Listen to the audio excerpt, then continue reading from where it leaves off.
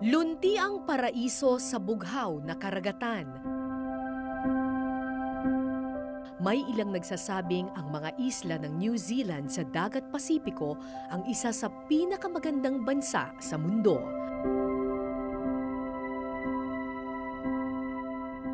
Isa rin ito sa pinakakaunti ang tao, mahigit 4 na milyon lang kumpara sa ekta-ektarya nitong lupain. Pero ang paraisong ito may natatagong sikreto. Sikreto sa ilalim ng daigdig, sa pusod ng nagbabagang init.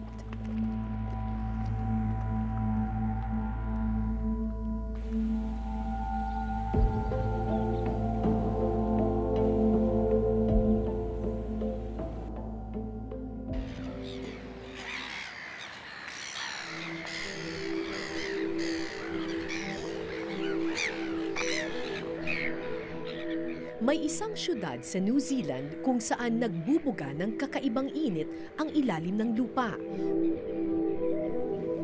Kumukulo ang sapa, umuusok ang lawa, mainit pati tubig sa dalampasigan.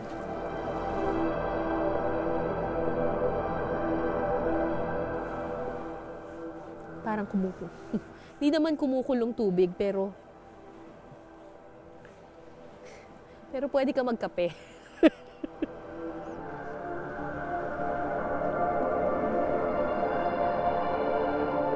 Ito ang bayan ng Rotorua, isang syudad na matatagpuan sa loob mismo ng isang bulkan.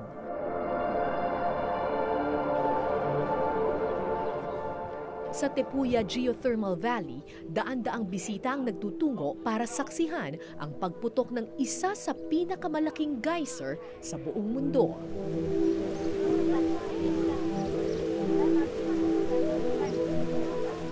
Ang mga geyser ay parang mga water volcano. Imbes na lava yung kanilang binubuga, ang binubuga nila ay steam. Kasi merong groundwater, yung tubig sa ilalim, umiinit siya ng umiinit, tapos lumalabas siya na parang steam. Actually, from where I am right now, medyo nararamdaman ko yung buga ng tubig. Ang mga geyser ay maihahalin tulad sa isang malaking takure ng tubig sa ilalim ng lupa. Kapag kumulo na ang tubig, magbubuga ng malakas na usok mula sa ilalim. 6 na geyser ang matatagpuan sa Tepuya Geothermal Valley. Pero ang pinakaaktibo sa lahat ay ang kung tawagin nila Pohutu Geyser, isang salitang Maori na ang ibig sabihin walang patid na pagbuga. Pumuputok kasi kada 60 minuto ang water volcano na ito.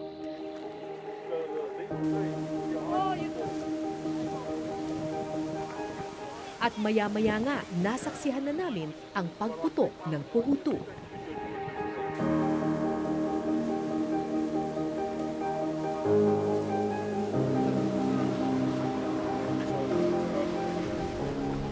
So ito yung tinatawag nilang Pohutu Geyser, isa sa mga pinakamalaki, pinakaaktibong geyser dito sa New Zealand. Yung binubuga niya, tas minsan daw umaabot hanggang 100 feet or 30 meters. Dati raw talagang sobrang mas aktibo pa ito, kaya daw na magbuga ng ganun maraming steam for more than 200 days. Pero ngayon, unti na umuuntin, nagiging less active na siya kasi ang dami na rin mga establishments na itinayo doon sa paligid. So nauubos na yung groundwater na ilalim. Pero maswerte tayo kasi hanggang ngayon nakikita pa natin kung gaano ka-aktibo pa itong Pohutu Geyser.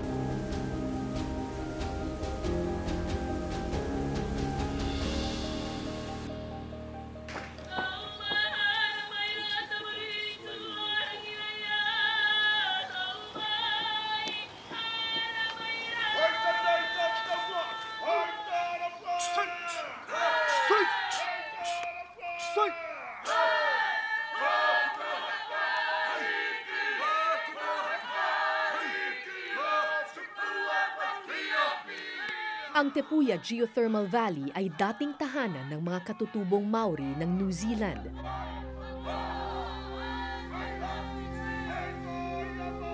Karaniwang kinatatakutan ng mga tao ang mga bulkan, pero iba ang kultura ng katutubong Maori.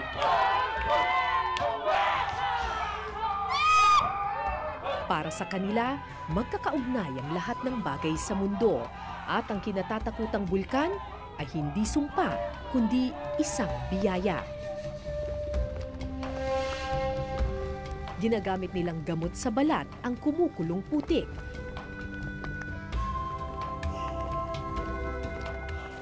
Samantalang ang mainit na buga naman ng bulkan, hindi lang pampainit ng tahanan, pwede ring gamitin sa iba pang paraan. So yung pinili nating mga pagkain kanina, nilagay nila dito sa ilalim ng box na ito kasi ganito daw magluto ng pagkain yung mga Maori. Nakahahanap sila ng mga lugar kung saan merong nagbubuga ng steam, tapos nilalagay nila sa isang basket yung pagkain, tapos natural na maluluto yung pagkain dahil dun sa init mula sa ilalim ng lupa.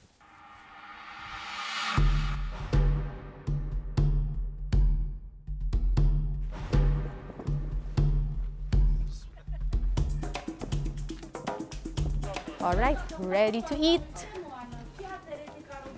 So ito yung kaninang kinuha natin. Ooh!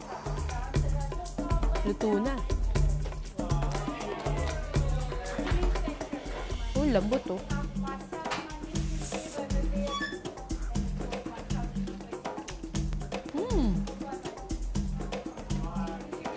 Sarap! Steamed chicken.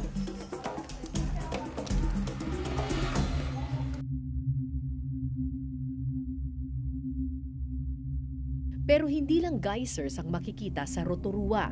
Dahil matatagpuan sa loob mismo ng bulkan ng buong syudad, may ilang parte ng Rotorua na tinatawag nilang Hell's Gate o pinto ng impyerno. Dalawampung ektarya ng nagbabagang lupain na minsang naging tahanan din ng katutubong Maori. Katunayan, hindi lang sila minsang nanirahan dito, naligo rin sila sa mainit itong putik.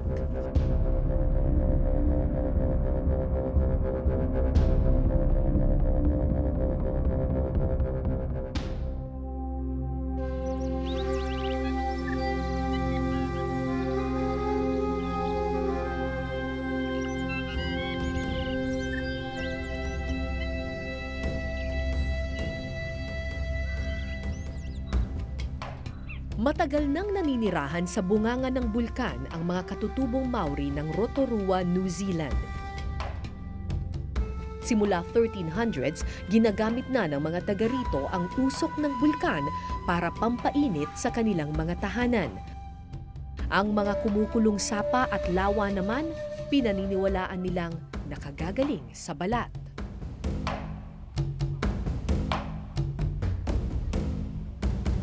Makalipas ang 700 taon, buhay pa rin ang mga sinaunang paliguan ng mga Maori. Dahil walang patid ang pagbuga ng init, tinawag nila itong Hell's Gate o pintuan ng impyerno. Hindi lang kasi basta mainit ang tubig dito, highly acidic pa ang iba. Maraming mga mud pools dito sa Hell's Gate pero iba-iba sila ng temperatura at iba't iba rin ng level of acidity. Halimbawa, itong mud pool na ito na kung tawagin ay Hurutini Mud Pool, makikita mo medyo gray siya.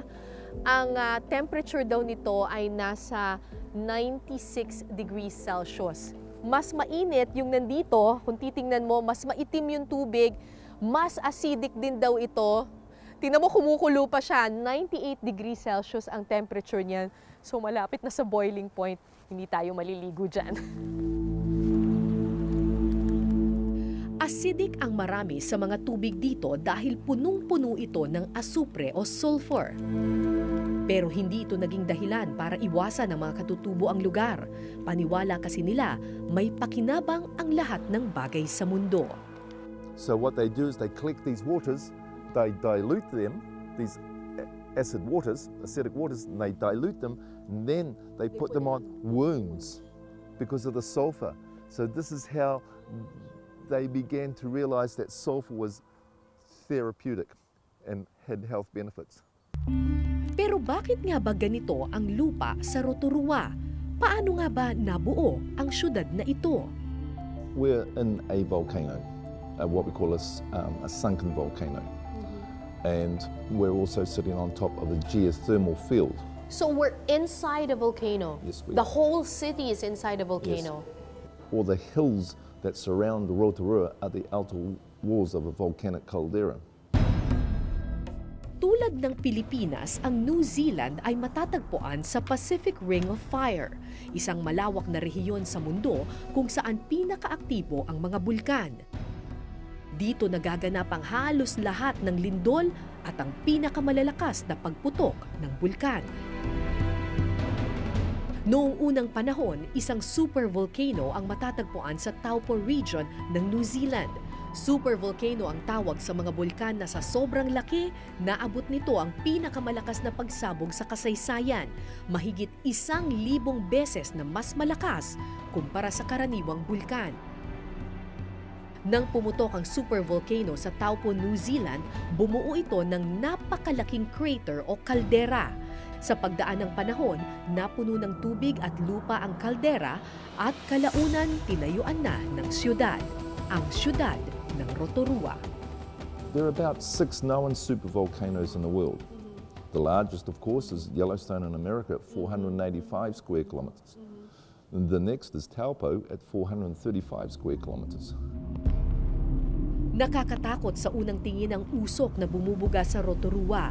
Pero sa pagdaan ng panahon, natutunan na ng mga taga rito kung paano pakinabangan ang biyaya ng bulkan. We use the resources. A lot of people in Rotorua heat their homes from the geothermal system. The Māori people here at Tikateri, they have used their hot waters in the mud for 500 years for ailments, for treatment.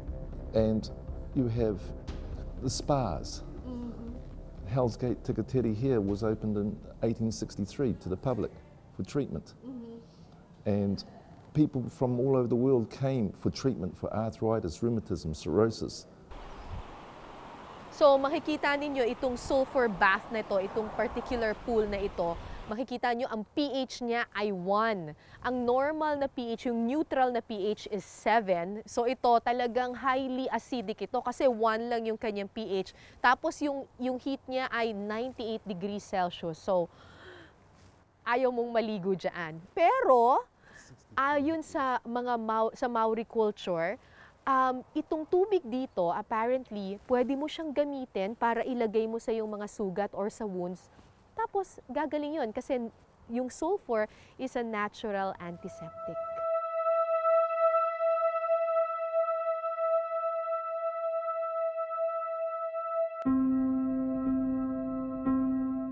So kanina nung nandun tayo sa sulfur pool, sobrang baho nung amoy, parang bulok na itlog. Pero pagdating dito, just a few steps away, fresh air na. Ang dahilan, yung mga puno, ina-absorb kasi nila yung sulfur gases. So nakikita nyo tong puno na to, meron siyang parang coated na siya ng dilaw. Kasi yan yung indication na inabsorb niya yung sulfur gases. Kaya we have fresh air.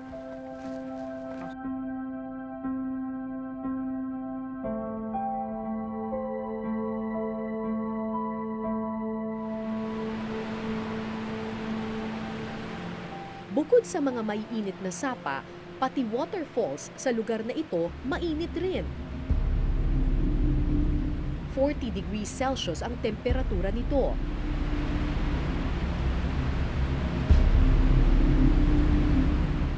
At kung may water volcano sa ibang lugar, mud volcano naman o bulkang nagbubuga ng putik ang nakita ko sa Hell's Gate. Kaunting lakad pa, narating namin ang pinakamainit sa lahat ng lawa at sapa dito. Ito yung pinakamainit na mud pool dito sa buong Hell's Gate Park.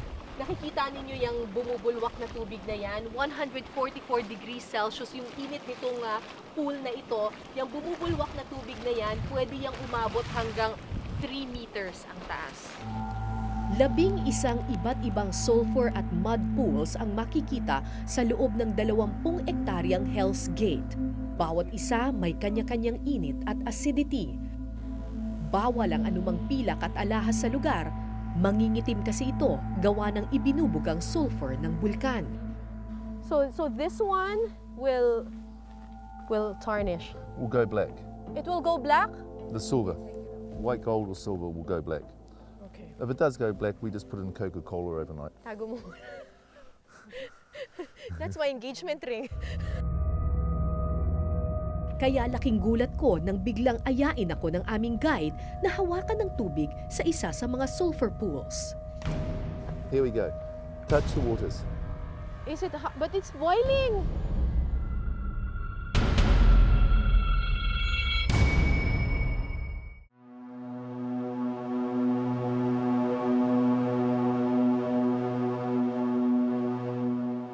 Matapos makitang iba't ibang tila kumukulong tubig at putik,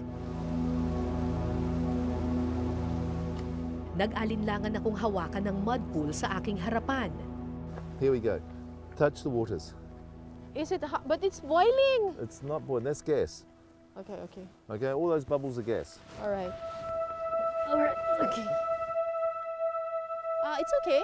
It's nice? It's nice. It's Okay, nice and warm. now fill the mud over here. Here we go. Feel this. But this is here. Ooh, it's so fine. It's like silk. Yeah.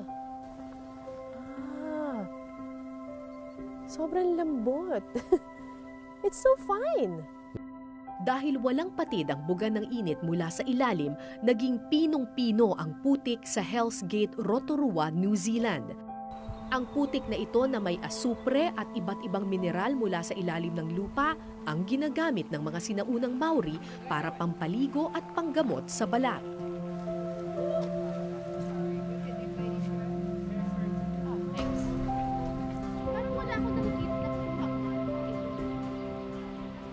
And the Maoris have been using the mud for hundreds of years. So when you're in the spas here, you go into the mud spa first. You warm your body up, which opens the pores of your skin. You put the mud on. Then you sit on the side and you let the mud dry.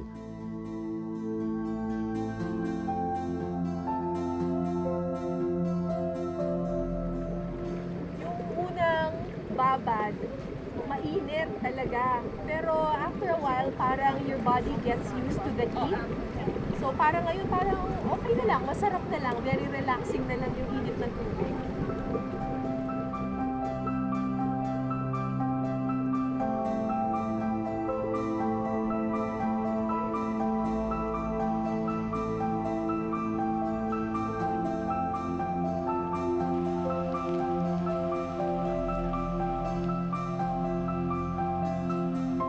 So pagkatapos nating mag-mud bath, diretso tayo sa sulfur bath.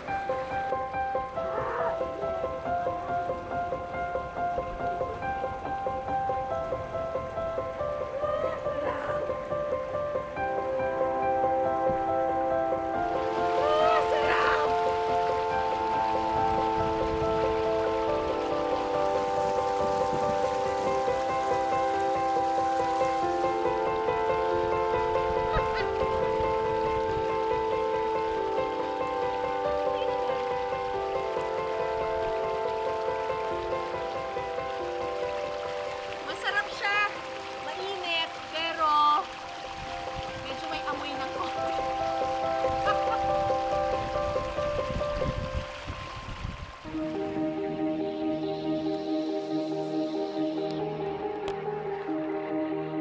Pero ngayon hindi na lang sa mga mud at sulfur bath na papakinabangan ng mga taga New Zealand ang init ng bulkan. Ginagamit na rin nila ito ngayon para maghatid ng init, kuryente at enerhiya sa kanilang mga tahanan. Geothermal energy ang isa sa pangunahing industriya ngayon sa Rotorua, isang alternatibong klase ng enerhiya na mas malinis at pangmatagalan. Isang biyaya mula sa nagbabagang init ng bulkan.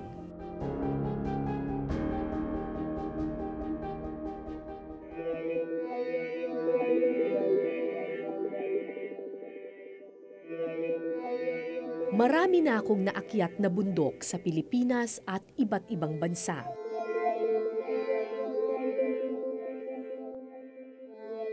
Napasok ko na rin pati ang bibig ng bulkan.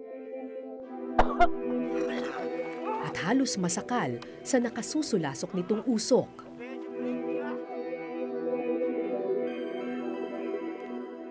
Madaling katakutan ang mga bagay na di natin lubusang naiintindihan. Madaling matakot sa mainit na lupa at nagbabagang putik. Madaling tawaging impyerno ang mainit na bunganga ng mundo. Pero para sa mga katutubong ilang daang taon nang naninirahan sa paanan ng mga bulkan, hindi sumpa ang kanyang usok at init. We are what we call the kaitiaki, which in Māori it means we're the guardians. We just look after it, okay? This is Mother Earth. So we just look after it, we nurture it and look after it. As I said before, we're only the kaitiaki, the guardians. So we all work together. Kung matututunan lang nating intindihin at pahalagahan ang bawat anyong lupa sa mundo, malalaman nating hindi sumpa kundi biyaya ang init ng bulkan. At hindi impyerno, kundi likha ng Panginoon ang bibig ng mundo.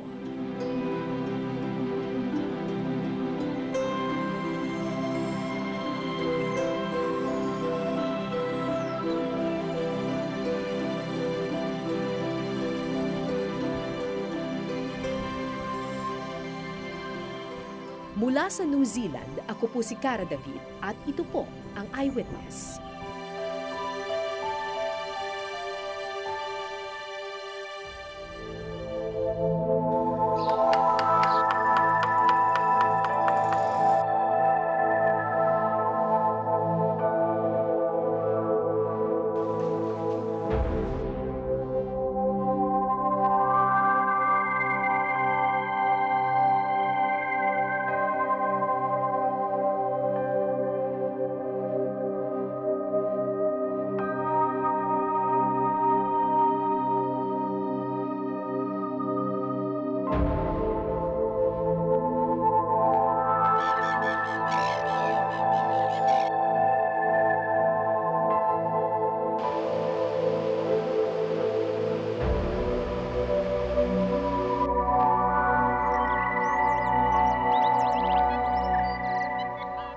Maraming salamat sa pagtutok ninyo sa Eyewitness, mga kapuso. Anong masasabi ninyo sa dokumentaryong ito? I-comment nyo na yan. Tapos mag-subscribe na rin kayo sa GMA Public Affairs YouTube channel.